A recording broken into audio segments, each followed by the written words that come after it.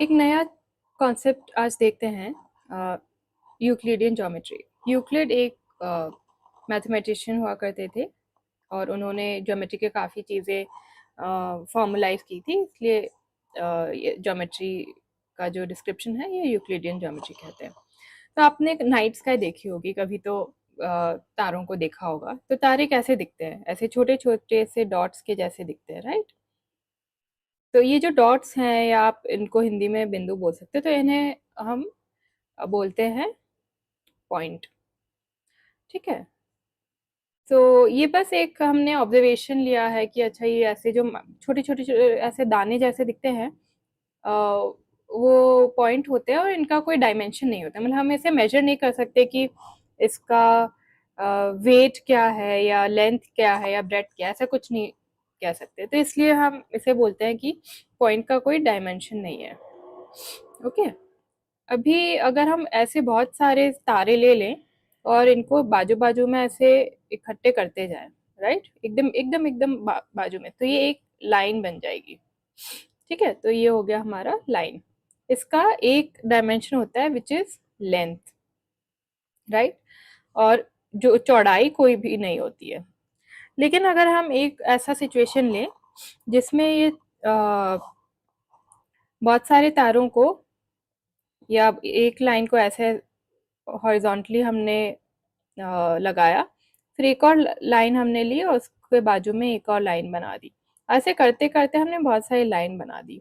तो ये जो फिगर हमारा बन जाएगा, राइट, वो कुछ ऐसा दिखेगा, राइट। तो इसे हम बोलते हैं सरफेस।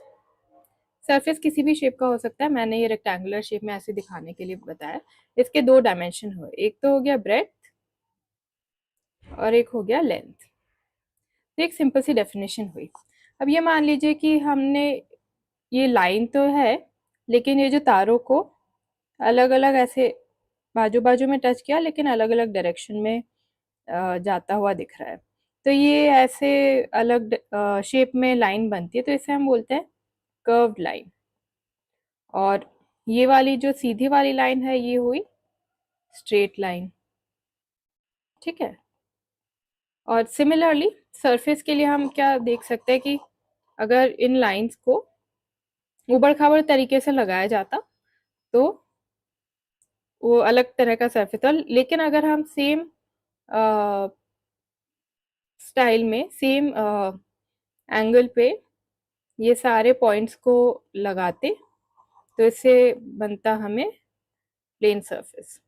तो जनरली आप बहुत सारी सड़कें देखते हैं, तो वो ऊबड़ खाबड़ होती है, तो उसे हम प्लेन सरफेस नहीं बोलेंगे। लेकिन अगर जो हाईवे है वहां पे एकदम सीधा कंक्रीट लगाया हुआ है और कार ड्राइव कर रही है एकदम स्मूथली, तो हम बोलते हैं कि यार ये रोड का जो सरफेस है काफी प्लेन है, इसलिए मुझे गाड़ी चलाने में बड़ा मजा आ रहा है। तो ये हुए general description of point, line, surface, straight line, curved line, plane surface.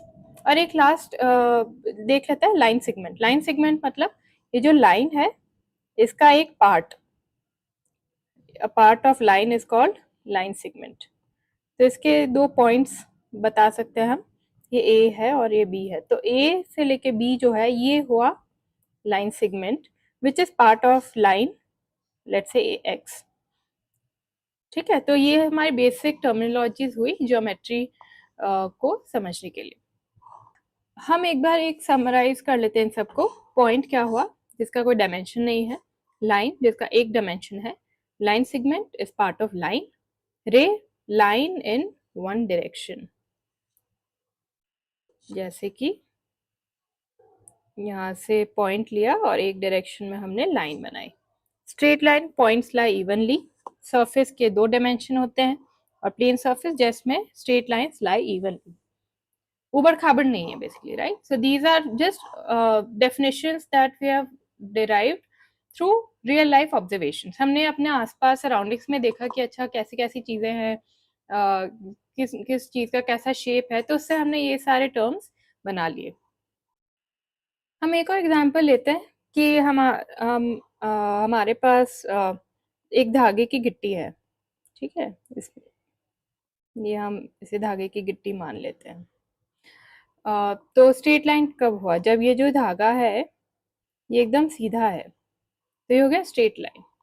और कर्व्ड लाइन, जब ये धागा ऐसे टेढ़ा मेढ़ा रखा हुआ है तो ये कर्व लाइन हो गया। अगर हम बहुत सारे धागों को लेके एक के बाजू में लगाते गए और ये एकदम इवनली लगाया हुआ है, राइट, इवनली है, तब ये हो गया प्लेन सरफेस। लेकिन अगर आप किसी भी कपड़े को देखेंगे जिसमें बहुत सारे धागे होते हैं, बस ऐसे ही आप टी शर्ट मान लीजिए, राइट, किसी ने पहना हुआ है, तो ये एक कर्व प्लेन हुआ, स्ट्रेट प्लेन नहीं हुआ, राइट, सॉरी, कर्व्ड सरफेस हुआ, प्लेन सरफेस नहीं हुआ, क्योंकि ये पूरा उबड़ खाबड़ सल है, रिंकल्स हैं, कुछ भी बोल सकते हैं। तो इससे हम डिस्क्राइब कर सकते हैं कि पॉइंट, लाइन और सरफेस क्या होता है। और ज्योमेट्री क्या हुआ? Geometry study of all these three and many more concepts. अभी हम 3 नए टर्म सीखेंगे। एक है यूनिवर्सल ट्रूथ। यूनिवर्सल ट्रूथ क्या होता है कि हम मान के चल लेते क्या ये सच है। जैसे कि सन है, वो ईस्ट में राइज होता है और वेस्ट में सेट होता है। तो ये हम रोज ही ऑब्जर्व करते हैं और हमेशा ही हमें दिखाई देता है। तो ये एक ऑब्वियस सा यूनिवर्सल ट्रूथ है। तो मैथ्स में स्पेसिफिकली जो यूनिवर्सल ट्रूथ्स हैं उसे हम एक्सियम्स बोलते हैं। और ज्योमेट्री के स्पेसिफिक जो ट्रूथ होते हैं वो होते हैं पोस्टुलेट्स। ठीक है, सो ये जनरल स्टेटमेंट्स होंगे जो हमेशा आपको लगेगा कि हाँ ये तो सच है, ये तो हम मान के चल सकते हैं कि सही है। तो हम आगे देखेंगे डिफरेंट एक्सियम्स एंड पोस्टुलेट्स जो कि यूक्लिड ने डिफाइन किए। अभी हम 3 नए टर्म सीखेंगे। एक है यूनिवर्सल ट्रूथ। यूनिवर्सल ट्रूथ क्या होता है कि हम मान के चल लेते क्या ये सच है। जैसे कि सन है, वो ईस्ट में राइज होता है और वेस्ट में सेट होता है। तो ये हम रोज ही ऑब्जर्व करते हैं और हमेशा ही हमें दिखाई देता है। तो ये एक ऑब्वियस सा यूनिवर्सल ट्रूथ है। तो मैथ्स में स्पेसिफिकली जो यूनिवर्सल ट्रूथ्स हैं उसे हम एक्सियम्स बोलते हैं। और ज्योमेट्री के स्पेसिफिक जो ट्रूथ होते हैं वो होते हैं पोस्टुलेट्स। ठीक है, सो ये जनरल स्टेटमेंट्स होंगे जो हमेशा आपको लगेगा कि हाँ ये तो सच है, ये तो हम मान के चल सकते हैं कि सही है। तो हम आगे देखेंगे डिफरेंट एक्सियम्स एंड पोस्टुलेट्स जो कि यूक्लिड ने डिफाइन किए थे। Let's understand Euclid's axioms one by one. The first one says things which are equal to the same thing are equal to one another. Basically हम एक चीज ले लेते हैं, मान लीजिए कि ए बोला है और फिर कोई बोल रहा है कि B is also equal to A और C is equal to A and D is equal to A, E is equal to A and so on. So इसका बेसिकली मतलब है कि A is equal to B is equal to C is equal to D is equal to E and so on. तो ये थोड़ी obvious सी चीजें हैं, मतलब हम इसको और ज्यादा क्या एक्सप्लेन कर सकते हैं। इसलिए बोला कि यार ये तो सच ही है, ये एक्सियम्स हैं, इसे हम यूनिवर्सल ट्रूथ मान सकते हैं। Second axiom, if equals are added to equals the wholes are equal. इसका हमने पहले पिछले चैप्टर में एक डिफरेंट वर्जन देखा था कि अगर हमारे पास x और y है और दोनों इक्वल हैं और हमने a को x में ऐड किया और y को y में भी a ऐड किया, तो ये जो टोटल आया ये दोनों भी इक्वल होंगे। ये भी थोड़ी ऑब्वियस सी चीज हुई, राइट। और हम चलो एक और एग्जांपल देखते हैं कि x प्लस a किया और y प्लस b किया और हमने ये भी कहा कि a is equal to b, तो इसका मतलब है कि ये दोनों टर्म्स इक्वल है। तो ये हो गया हमारा second axiom. If equals are subtracted from equals the remainders are equal. तो अगर हम प्लस की ऑपरेशन की जगह अगर हम माइनस कर देंगे तो ये हमारा हो गया थर्ड एक्सियम। तो ये थोड़ी ऑब्वियस सी चीजें हो गई कि यार अगर x इक्वल टू y है और हम दोनों में से एक ही चीज डिडक्ट कर रहे हैं तो x and y are equal. Fourth one, things which coincide with one another are equal to one another। coincide का मतलब है कि हमने एक लाइन ली और दूसरी लाइन भी ली, तो ये दोनों एकदम पॉइंट टू पॉइंट मैच हो रहे हैं। राइट। तो अगर हम इसको इसके ऊपर रख देंगे तो हमें एक ही लाइन दिखेगी, मतलब कि यार ये तो इक्वल ही हो गए। तो two things which coincide with each other are equal to one another. इसका हम एक और एग्जांपल ले लें कि अगर हम रेक्टेंगल ले लें इसकी जगह, और एक और रेक्टेंगल ले लें, और ये पॉइंट टू पॉइंट अगर पूरा कोइंसाइड कर रहा है तो ये दोनों रेक्टेंगल्स इक्वल हो गए, राइट। तो ये हो गया हमारा फिफ्थ वन।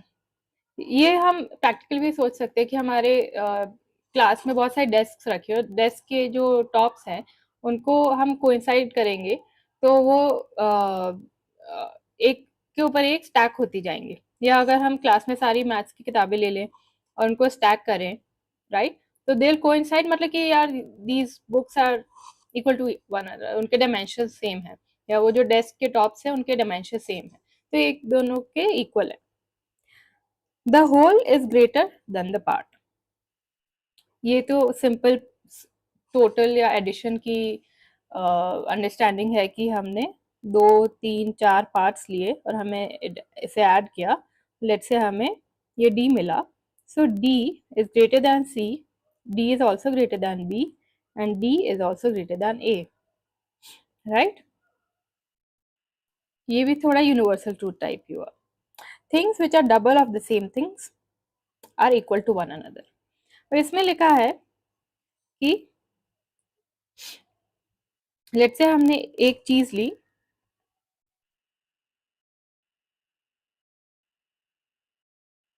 कि a लिया and this is equal to 2 of x, फिर हमने b लिया और ये भी है 2 ऑफ y, और ये जो x और y है, इफ दीज आर इक्वल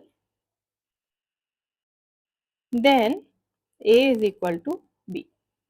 ये भी थोड़ा ऑब्वियस सा दिख रहा है, नहीं? क्योंकि हम ये लीनियर इक्वेशन से भी सॉल्व करेंगे तो हमें यही समझ आ रहा है कि यार अगर x और y सेम है, मतलब 2x और 2y सेम है, therefore a and b are equal. Similarly हम 2 की जगह 1/2 कर लेंगे तो हमें एग्जाम 7 मिल जाएगा। तो ये हुआ यूक्लिड्स एक्सियम्स। नेक्स्ट हम देखेंगे यूक्लिड के पोस्टुलेट्स। इस सेक्शन में हम यूक्लिड के ज्योमेट्री से रिलेटेड 5 पोस्टुलेट्स देख लेते हैं, या एग्जाम 5.1 देख लेते हैं। तो इसमें लिखा है गिवन 2 डिस्टिंक्ट पॉइंट्स।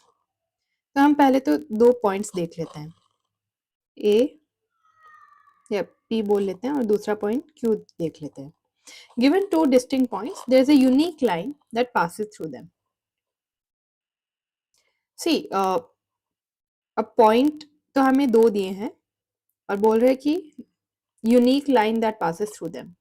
हमें ये तो क्लियरली दिख रहा है कि हम अगर इन दोनों को कनेक्ट करेंगे तो लाइन पास थ्रू हो रही है, लेकिन ये एग्जाम बोल रहा है कि एक यूनिक लाइन ही पास हो रही है, 2 लाइंस नहीं है, राइट। एक ही है लाइन, उससे ज्यादा नहीं है।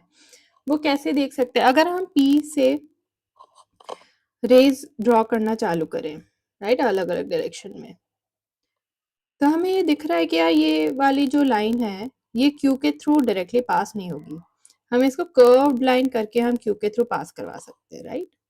ये स्ट्रेट लाइन नहीं हुआ, इसलिए हम ये एंगल जो है जितना कम करते जाएंगे तभी ये जो रे पी से हमने निकाली है वो क्यू के थ्रू पास थ्रू होगी। तो हम ये ऑब्जर्वेशन के थ्रू कह सकते हैं कि अगर 2 डिस्टिंक्ट पॉइंट्स दिए हैं तो इनके बीच में एक ही लाइन पास थ्रू होगी, इससे ज्यादा लाइंस पास थ्रू नहीं होगी।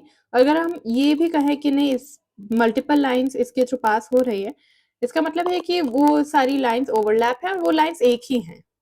तो ये हुआ हमारा एग्जाम 5.1।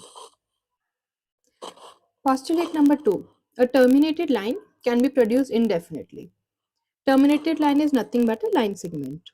So let's say ये A and B. This is a line segment और इसे बोला है कि this line can be produced indefinitely, मतलब हम इसे extend करते जा सकते हैं and this is basically a line. तो इसमें ये थोड़ी obvious सी चीज़ है, right? अगर हम already पहले एक line ले लें, right? Line L which has points P and Q on it. तो जो पी क्यू है it is a line segment. So हम इसको रिवर्स में भी देखेंगे तो यही समझ आ रहा है कि एक लाइन सेगमेंट को हम एक्सटेंड करते जाएंगे right at 180 degrees right, then ये लाइन इनडेफिनेटली हम इसको एक्सटेंड करते जा सकते हैं। इट्स इनडेफिनेट मतलब कोई अंत नहीं है इसका। So this is your postulate 2। Postulate 3 देखते हैं। A circle can be drawn with any centre and any radius. तो हमने लेट से ये एक पॉइंट लिया है, पॉइंट ओ, और इसे बोल रहा है कि ये सेंटर है और कोई भी रेडियस ले लो तो उससे सर्कल बनाना है। तो हमने अगर 1 सेंटीमीटर का रेडियस लिया, हम प्रोट्रैक्टर से ये सर्कल ड्रॉ कर सकते हैं।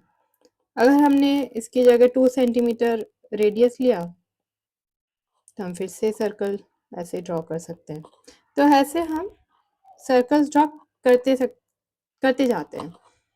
और कोई भी सेंटर ले लो, मतलब आप ये जो आपका एक्स एक्सिस और वाई एक्सिस है और ये जो बेसिकली कार्टेशियन सिस्टम का जो प्लेन है, इसमें आप कहीं भी सेंटर ले लो किसी भी जगह राइट, और इसमें यहाँ पे आप कहीं भी कोई भी रेडियस ले सकते हो। आप 10 सेंटीमीटर, 5 सेंटीमीटर, 1 मिलीमीटर, तो आप कहीं भी उस रेडियस से आप वो सर्कल ड्रॉ कर सकते हो। तो ये भी थोड़ी ऑब्वियस सी चीज है, जैसे पोस्टुलेट 3 मानते हैं।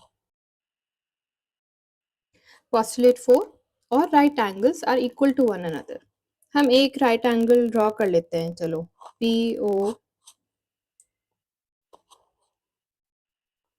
पी ओ क्यू, ऐसे है 90 डिग्री। हमने एक और राइट एंगल ड्रॉ किया ए बी सी, ओके। तो ये पोस्टुलेट बोल रहा है कि ये दोनों एंगल सेम ही हैं। तो इसमें ये एक ही है, क्योंकि अगर हम इन दोनों को सुपर इम्पोज करेंगे पॉइंट टू पॉइंट इस पूरे एंगल को, तो they will show exactly the same, exactly 90 degrees होगा। और पी ओ क्यू भी यहाँ पे मैप कर सकते हैं और ए बी सी भी यहाँ मैप कर सकते हैं। तो बेसिकली इसका मतलब यही है कि all right angles are equal to one another. अब हम लास्ट पोस्टुलेट देखते हैं। इसमें है if a straight line following on to two straight lines, मतलब पहले तो हम ये दो स्ट्रेट लाइन्स बना लें A B and C D, and a straight line falling on to these two lines, right? So यहाँ पे let's say point of intersection P है और यहाँ पे point of intersection Q है। Then the interior angles on the same side of it taken together less than two right angles। तो interior angles देख लेते हैं हम, एंगल 1, एंगल 2, ये भी इंटीरियर एंगल है, एंगल 3 एंड एंगल 4। अब ये बोल रहा है कि एंगल 1 और एंगल 2 अगर इन दोनों का सम है less than 90 degrees, less than 180 degrees, right. So ये सेटिस्फाई करता है 1 एंड 2। लेकिन अगर हम 3 एंड 4 देखेंगे तो इन दोनों का सम जो है it is more than 90 degrees. तो इसलिए हम इस वाले सिचुएशन को देखेंगे। तो ये वाला जो साइड है और हम इस लाइन को एक्सटेंड करते जाएंगे, देन दे विल इंटरसेक्ट।